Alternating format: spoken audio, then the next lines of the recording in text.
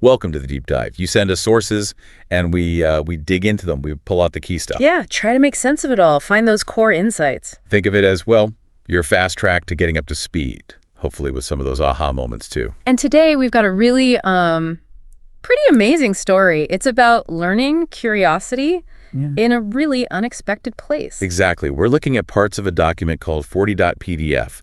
The subtitle is The Whister of the Web, Learning English in the Heart of the Amazon. Intriguing title. It is, right.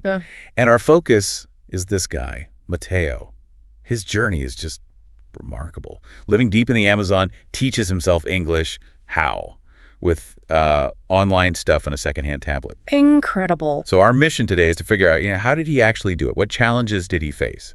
Because his environment, totally unique. And the methods he landed on, apparently quite effective. Yes, surprisingly so. And maybe, just maybe, there are some useful takeaways for anyone learning anything new, really. I think so. But first, we really need to paint a picture of his world, right? To grasp the scale of his achievement. Definitely. His life wasn't like ours, obviously. Deep in the Amazon, very connected to nature, not your typical classroom setting. No, not at all. Think dense rainforest, the sounds, the humidity. That's his everyday reality. He was a guide, fished, worked to preserve his community's lands. His world was primarily nature, his community. The outside world, very distant, almost like another planet. But even in that setting, he got curious, didn't he? About what was beyond the forest. Yeah, a growing curiosity. And he somehow keyed into English being this global language. Yeah. Science, tech, business. It must have seemed like a huge mountain to climb, a language so different from cultures so far away. Then comes this pivotal moment. A research team shows up, and they bring satellite internet, solar power. The connection. Exactly, a tangible link. Matteo helped them out, guided them, and for weeks, he saw them using it, communicating globally, finding information, and watching YouTube. YouTube. That must have been fascinating, seeing people talk, teach, share stories in this other language. I bet. It probably made the whole idea of learning English feel a bit more real, less abstract, something he could maybe possibly engage with. Makes sense. Moving it from just an idea to something, tangible he could see. And his reasons were so strong. He wasn't just casually interested. He wanted to understand outsiders, protect his community's interests, their land. The protective motivation, then. Partly, yeah, but also wanting to share the beauty, the importance of the Amazon with the world in their language and just connect. Connection. That's a powerful driver. Absolutely. So the team leaves, and they leave him an old tablet and a solar charger. The constant internet was gone, but the seed was planted. That memory of YouTube. And the tool to potentially access it again. But still a huge hurdle just getting online, right? Oh, massive. The nearest town with decent internet, a long trip by river. That alone shows incredible dedication just to start. Yeah, just to get to the starting line. So picture that first trip. He trades some crafts, gets a few hours in a busy internet cafe, types in "learn English" based on sounds he remembered. And probably gets hit with just a flood of results. Totally. Yeah. Countless videos, different teachers, different levels. Must have been completely overwhelming. A bit scary even. I can imagine. And frustrating at first, right? Clicking on videos, hoping. And understanding nothing. Just a stream of noise. Or maybe there were subtitles, but they didn't match up. Or they were wrong. Yeah. Just adding confusion. Yeah, that mismatch between sound and text is tough. Okay, so this is really important. This is maybe the first big takeaway from Matteo's experience. Start simple. Really simple. He learned that the hard way, it seems. That initial disappointment showed him he had tried to leap too far. Exactly. You can't build the roof first, right? Yeah. He needed the absolute basics. So on his next trips, he got smarter. Searched for English alphabet, English sounds, first English words. Very specific. Much better. Looking for things made for total beginners. Videos focusing on one letter, its sound, maybe a picture. That targeted approach paid off. And his method then was just repetition. Watching those basic videos again and again, focusing on the letter shapes, the sounds, the pictures. A is A, or here's an apple. B, but a ball. Multisensory almost. Sound, sight. Yeah, probably without even realizing it. But that focused repetition, it's fundamental for building any new skill, especially language. Which brings us nicely to the next point, the second key idea. Consistency is your canopy. I like that analogy, canopy. Explain. Well, his environment wasn't exactly conducive to a strict study schedule, was it? Life dictated by nature, community duties, unreliable power. Right. No set 9-to-5 study block. He had that strong why, his motivation. So he committed to something every day, at least 20 minutes of English practice. Just 20 minutes. Minimum. Maybe just reviewing sounds, maybe watching a video if he could. But doing it consistently, like under the rainforest canopy, small, steady growth adds up over time. So it wasn't about huge sessions, but regular contact. Missing a day wasn't a disaster, but that rhythm kept the momentum going. Exactly. That brief, regular engagement often beats infrequent cramming. Lets the brain actually absorb things. Okay, what about pronunciation? That's often a huge hurdle. English sounds can be weird. Definitely. Sounds that just didn't exist in his native languages, that less sound, for instance. Or subtle vowels that change meanings completely. One stuff felt really alien. Yeah. Which leads to takeaway number 3, listen intently and imitate boldly. So back to YouTube. Yep. He actively looked for pronunciation videos, watched mouths, tongues, lip shapes really closely. Then he'd practice, maybe down by the river, trying to copy those sounds. Boldly, you said. Sounds a bit exposed. Well, maybe bold in the sense of just trying it. But here's the really clever part. He started using the tablet to record himself. Recording his own attempts. Yeah. And then listening back, comparing his sounds to the native speakers in the videos, that's a powerful feedback loop right there. Wow. That takes guts, listening to yourself critically like that. But yeah, incredibly effective for fine-tuning. Totally. He basically became his own pronunciation coach. Listen, imitate, record, compare, repeat. Resourceful. Very. Okay, so he's getting sounds down. What about words? Making it useful. Right. That brings us to the next principle, number 4. Use what you have around you.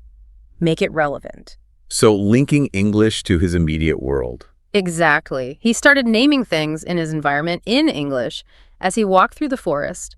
Tree, leaf, river, fish, monkey. Creating that direct connection. Word to reality. It grounds the language, makes it less abstract, more memorable. He apparently did the same with colors, numbers, describing things, counting things around him. Smart. It makes the vocabulary stick, doesn't it? Yeah. It's not just a random list anymore. But managing all these new words, that was another challenge. Scraps of paper wouldn't last long in the jungle. No kidding. So the tablet again? Yep. He used a note-taking app, which leads to key insight number 5. Organize and revisit your vocabulary. Okay, so not just a long random list in the app either. No, he was smarter than that. He grouped words by topic animals, food, actions, things like that. And crucially, he didn't just write them down and forget them. You'd review them. Regularly. Trying to recall the meaning, maybe form simple sentences in his head. That active recall, pulling it out of memory, is way better for long-term learning than just rereading. Right, you got to actively use it somehow. He sort of knew that intuitively. Organizing, reviewing, trying to build little phrases. Yeah. Solidifying it. Exactly. Okay, so sounds, words. What about grammar? The rules. That often trips people up. Oh, yeah. He apparently described it as like figuring out the roots of a tree complex, tangled, not always obvious. Good analogy. Why is it I am, but you are? Why do verbs change like that? It can feel totally random at first. So how did she tackle that? More YouTube. Seems so. Found channels explaining basic grammar simply, maybe with animations or clear examples, focused on the real building blocks, the verb to be, plurals, simple present tense. And this brings us to takeaway number 6. Focus on understanding the why, but keep it simple and then use it right away. Yeah, he didn't get bogged down trying to memorize every single rule. He tried to grasp the basic logic why it works that way, and then immediately practice making his own simple sentences using that structure. So understanding the pattern, then using it, not just abstract rules. Right. Grammar as the framework, not just a list of rules. Focus on the common patterns first. Okay, so he's making progress.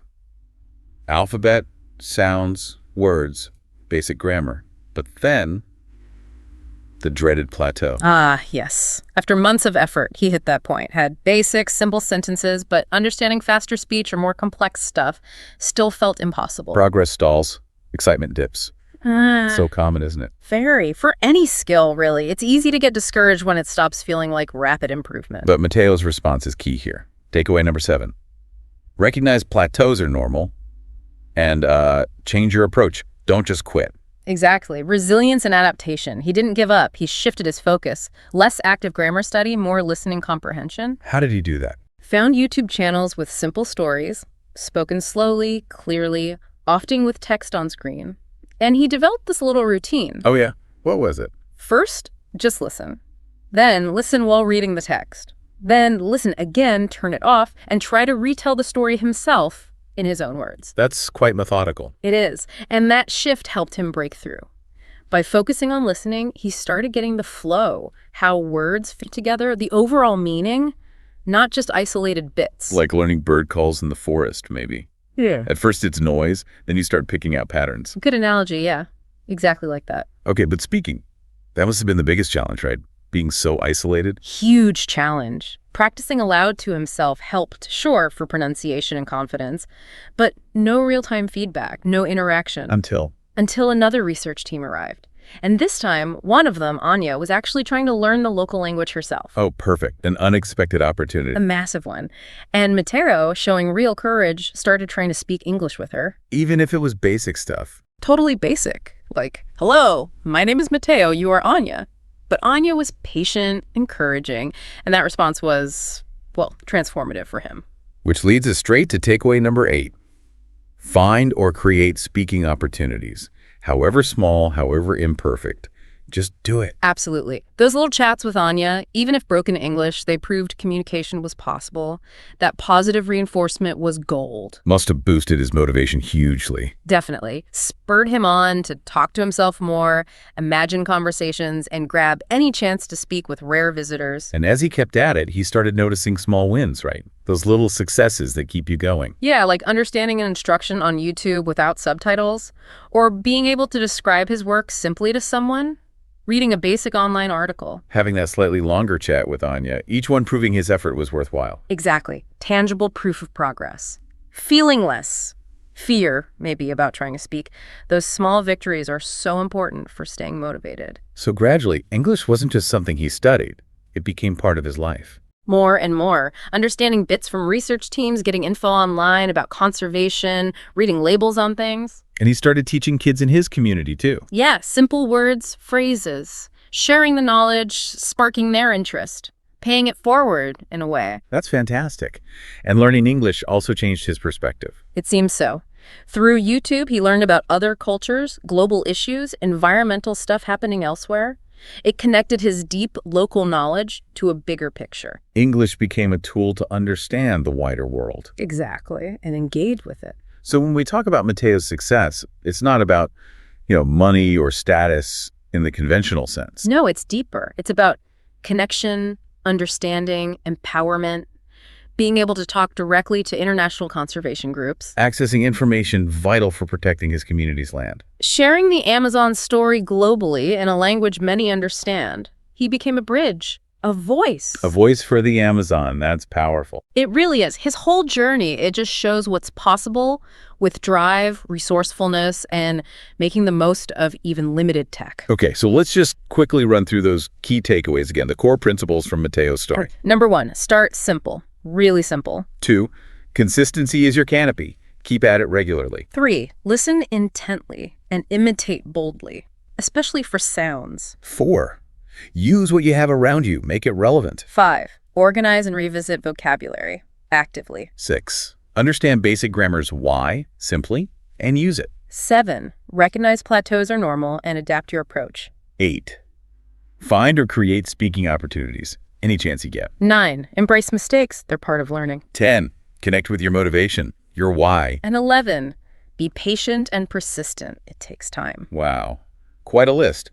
And all drawn from his experience in the Amazon. These are pretty universal lessons, aren't they? Absolutely. Doesn't matter what you're learning or where you are, those principles apply. Matteo's journey, it's just an incredible example of self-learning, resilience, using what you've got. Yeah. Even if it seems limited. It really makes you think about your own learning efforts, doesn't it? It does. Maybe you're not in the Amazon, but whatever you're trying to learn, that's kind of your own Amazon of opportunity, right? Full of potential. That's a nice way to put it. And the basics still hold true.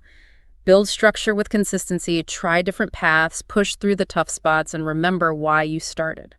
So here's something to chew on. What's your whisper of the web?